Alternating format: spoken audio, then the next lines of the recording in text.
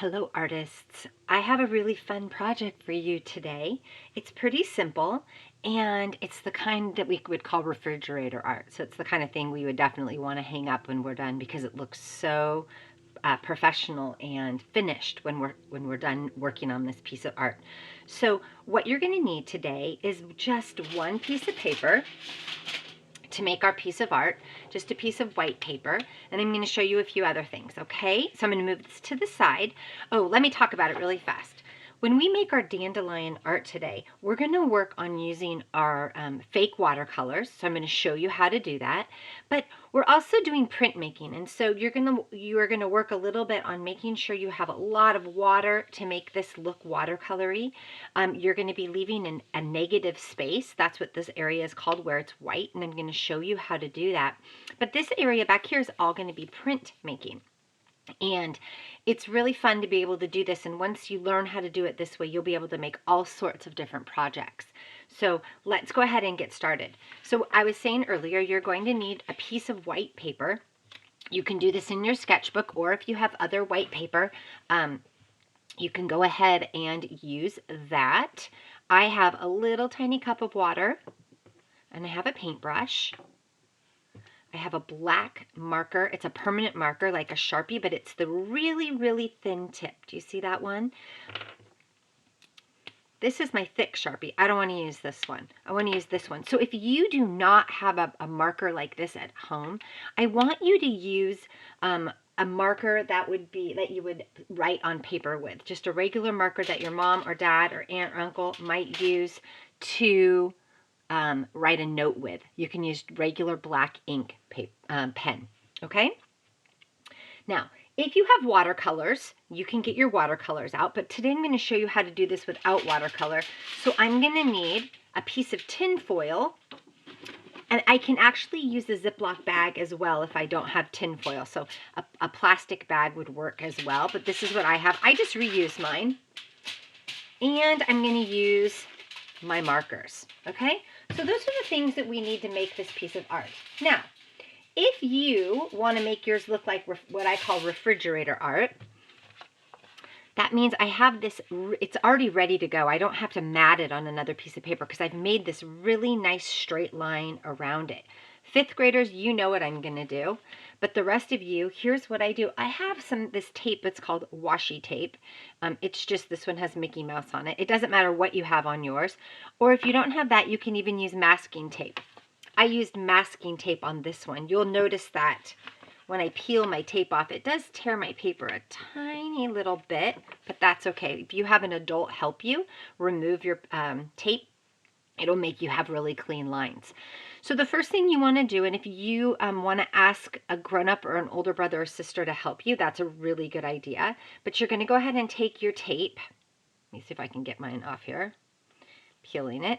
And I want to line it up as carefully as I can along the edge of my paper. And by doing that, it's going to make a barrier, so when I do my watercolor, it's going to leave a really nice line. And I'm going to do that all the way around my sheet of paper.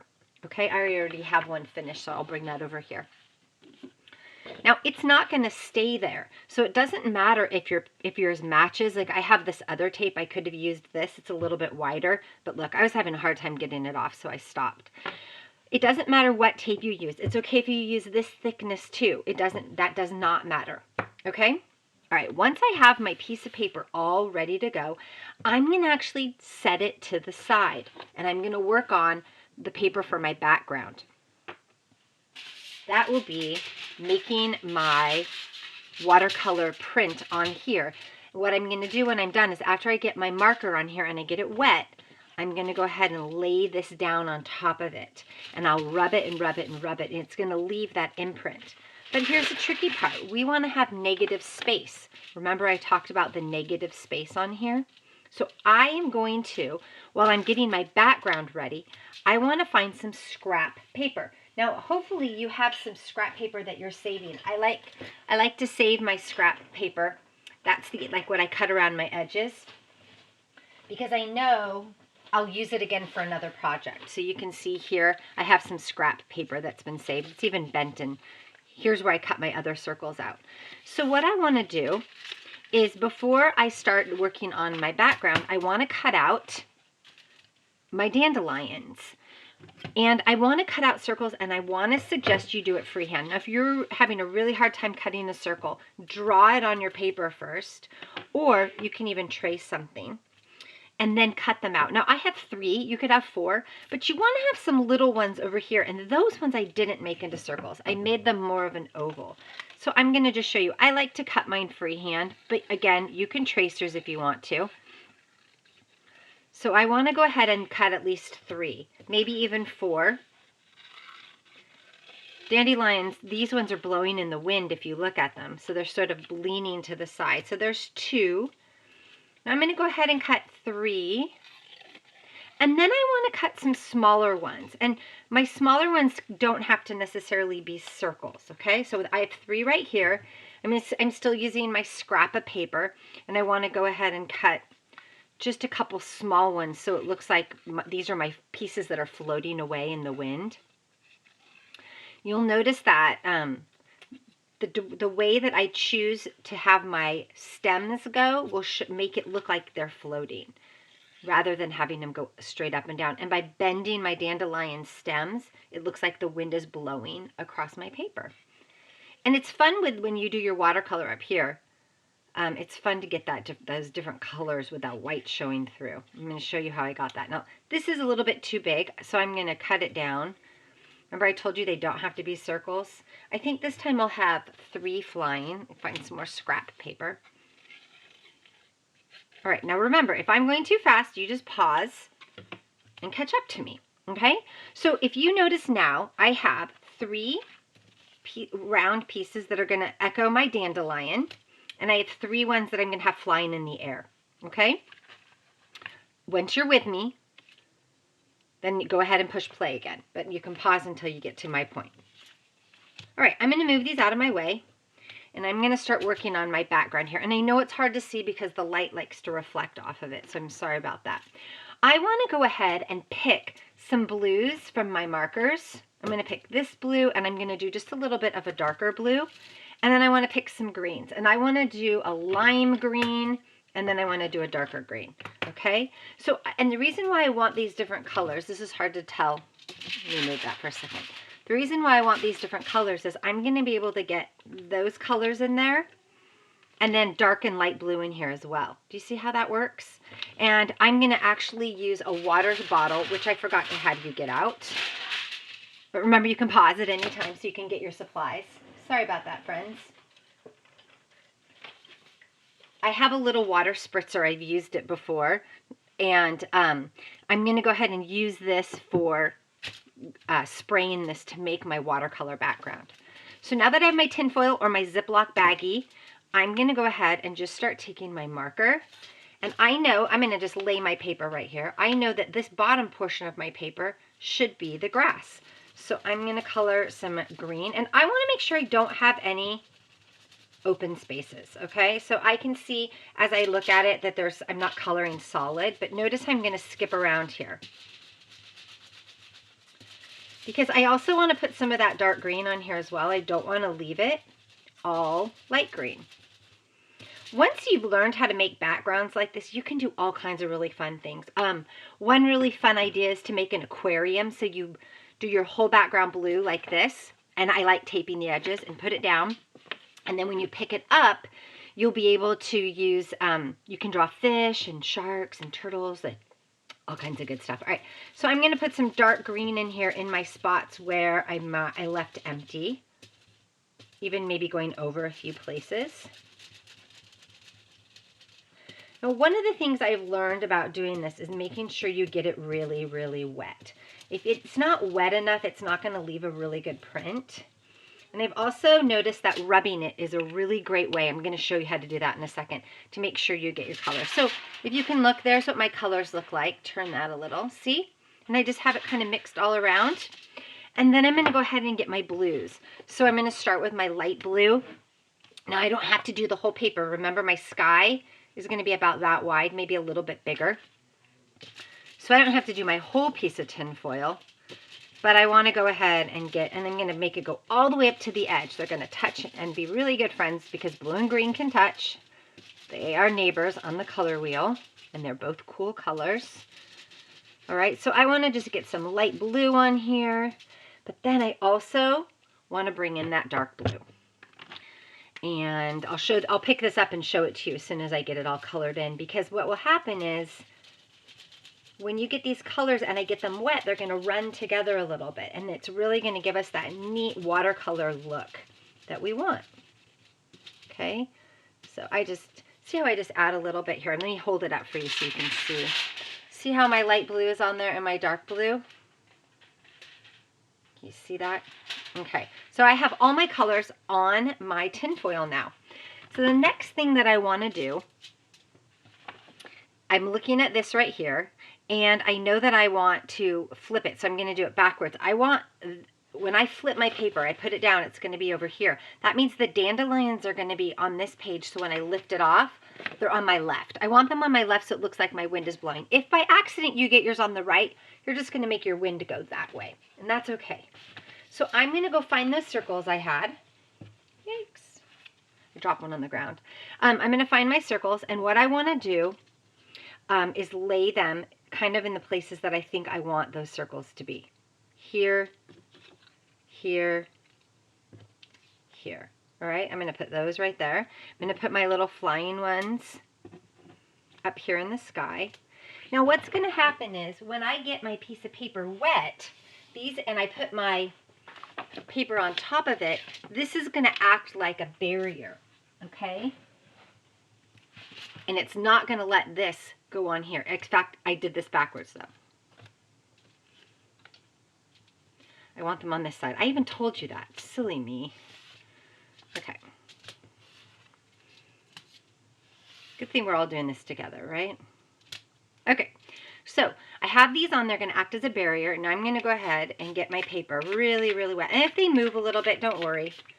You could even spray it first and then lay them down after you sprayed it. I just like having them there because they kind of are weighted down with my water. I'm really getting a lot of water on here. And then I'm going to take my paintbrush and a little bit of water, and I just kind of want to put it in little spots because I really, really want these to bleed together. And I want there to be a lot of water on my paper. Okay, so I'm just putting a little bit more in some spots so that I can make sure it's really, you can see my brush is picking up those colors. Put a little more on there if you feel like it, and then you're going to go ahead and take your piece of paper and you're going to lay it down. And at this point, I'm going to get an old rag. This is my paint rag. They're the same kind we have at school. And I'm just going to use it to rub up and down on my piece of artwork. And I have found that when I rub it like this, it makes a better print on my piece of paper. You'll be able to see through there. You can even see here the circles. And remember, those circles are going to keep it white. They're not going to let that paint go under it. Okay? All right. So now the fun part. When I peel it off, dun, dun, dun, dun, and I have these beautiful circles and this beautiful background, okay? So I'm going to peel these off. So this is where my daffodils will be. Right here. I mean my dandelions, and these will be my floating dandelions, okay? And if you still have some ink on there, you can wipe it off with your rag, or a paper towel would work.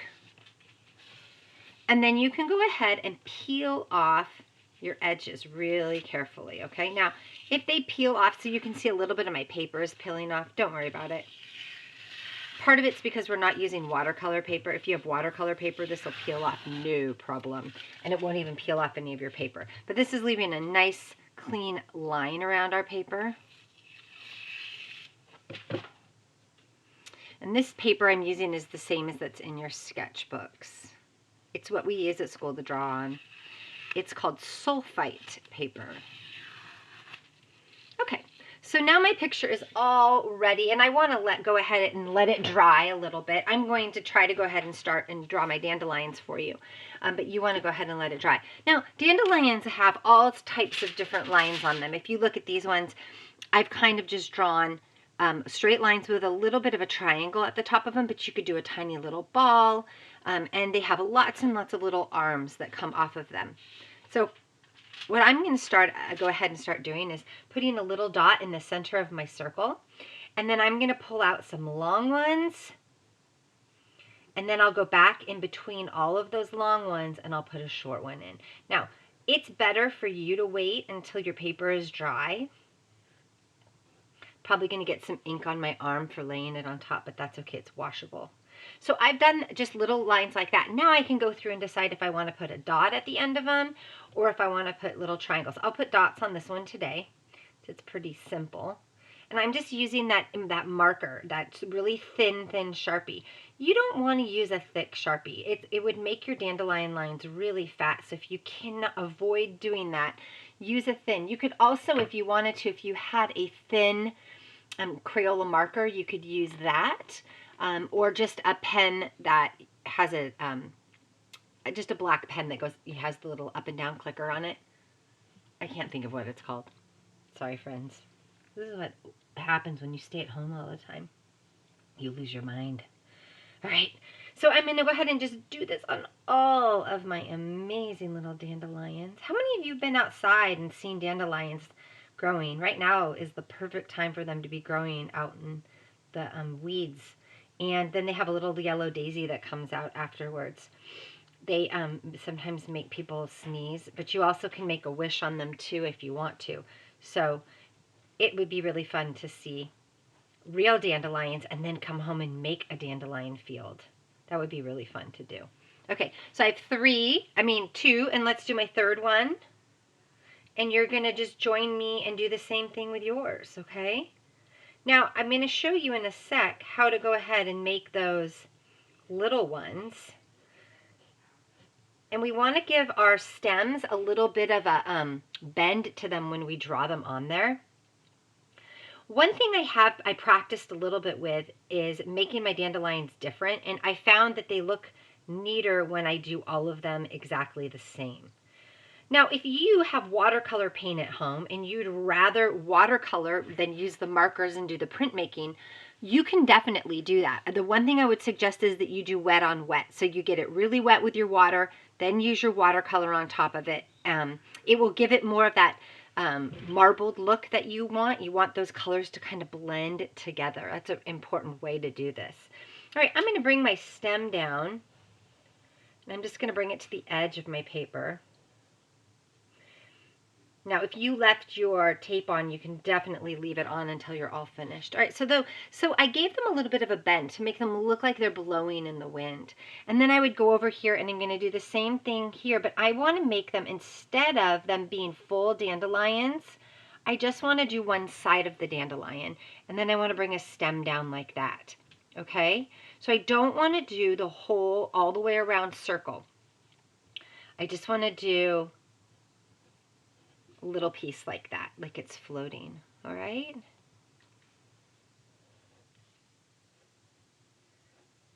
And you can go in between and make them some short ones and some longer ones to make it look how you want. Look how easy that was. And then the very last thing that I did is I wrote the word wish down at the bottom.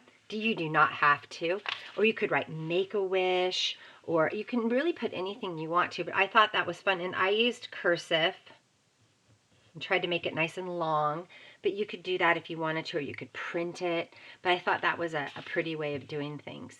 Now that I'm looking at my two, I'm going to tell you what I think about something. A couple things. One, I like my yellow-green I used in this color better than the yellow-green I used here. This one's almost like a fluorescent green. I like this color better. So I would have to go back. I'm going to guess I used this one for up here instead of this lime green down here. So I would probably do that different. But you know what? I really like the fat edges on this one. I like how thick this is, even though this is really pretty too. I like my fat edges on this one. So I want you to go ahead and play around. Have fun. You can make these prints with almost anything. You could cut out any kind of shape and make a different flower in your sky and leave it as that. Remember, you want to leave out the white part so you can draw your flower and then do your background colors with that marker and tinfoil and using a little spray bottle of water. I think it would be a really fun way to do some different prints. So what I want you to do now that you're done is hang this on the fridge or give it to somebody. Now's the time when we can make gifts and send them to people we love and just let them know that we're thinking of them. That would be a really wonderful thing to do with something like this. You could make it on the front of a piece of paper like a card, like that, and you could do it here and then write them a little note inside. It would be a wonderful thing. Everybody loves getting mail, so that would be a fun thing for you to do. And the other thing I want you to do is take a picture of it and send me your picture so I can put that on our website so we can all look at what everybody's creating. And I think it would be really fun for you to share that with me.